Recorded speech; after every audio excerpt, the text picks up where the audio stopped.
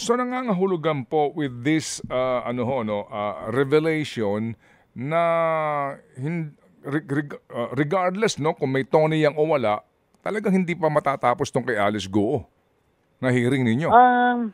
Hopefully, sabi ni Senator Risa, gusto nga niyan tapusin na rin, no? Dahil hopefully, pag itong susunod na executive session, kung meron pa siyang maibunyag, mas maganda. Dahil, masyado, kasi meron na sa House, meron pa sa Senate, baka malihis na tayo sa talagang issue na gusto natin tumbukin. Iba-iba na yung sa aking obserbasyon, iba-iba na yung tanong eh. Di ba?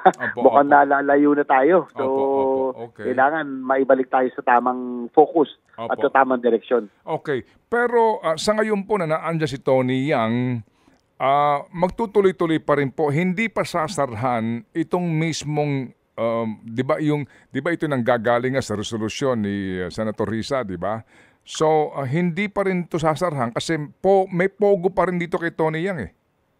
Opo, dahil ito'y bago siguro kay Alice Go pwedeng resume kung meron na tayong may mga impormasyon pa tayo makuha, pwede na siyang patapusin na, no? Para dito naman tayo kay Tony Yang. Kasi nga, sabi ko, baka Manong Ted, ang worry ko, malayo na eh, no? Ang worry ko rin dito, Manong Ted, dahil dito sa nangyari, dahil baka mamay International Crime Syndicate, yung pagkakalipat kay Alice Go, dapat siguro i-reconsider, no, na nasa city jail na siya, hindi natin alam kasi she's in the company of 40 other individuals, no?